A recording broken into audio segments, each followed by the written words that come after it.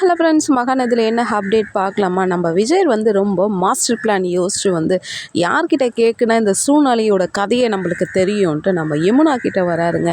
யமுனா கிட்ட வந்து, என்ன யமுனா உடம்பு எப்படி இருக்குன்னும் போது, ஆமாம்மா பரவாயில்ல போது, என்ன யமுனா நீ எவ்வளோ ஸ்ட்ராங்கான பொண்ணு, நீ எவ்வளோ இப்படி வில் பவரான பொண்ணு, நீ இப்படியெல்லாம் பண்ண நான் நினச்சி கூட பார்க்கல யமுனா. ஆனால் உங்கள் வீட்டுக்கு உங்கள் குடும்பத்தை பார்க்கும் போதே முன்ன மட்டும் எனக்கு ரொம்ப பிடிக்கும். ஏன்னா நீ எதாக இருந்தாலும் போல்டாக அடிப்ப, எதாக இருந்தாலும் உன் பேச்சில் ஒரு நேர்மை இருக்கும். ஆனால் நீ இப்படி பண்ணியிருப்பேன்னு நினச்சி பார்க்கும்போது எனக்கு ரொம்ப கஷ்டமாயிருச்சு யமுனா. எதாக இருந்தாலும் நீ என்கிட்ட பேசியிருக்கலாம்ல அன்றைக்கி. ஆனால் நீ என்கிட்ட ஏதோ பேச வந்தான், ஆனால் நீ கதையை மாற்றி பேசிட்ட யமுனா. அன்றைக்கே சொல்லியிருக்கலாம், அட்லீஸ்ட் நேரில் பார்த்து பேச முடியலாம் கூட ஒரு மெசேஜ் பண்ணியிருக்கலாம், ஒரு ஃபோன் பண்ணியிருக்கலாம்ல யமுனா. யமுனா, உன் மேலே நான் எவ்வளோ அன்பாக இருந்தேன் தெரியுமா?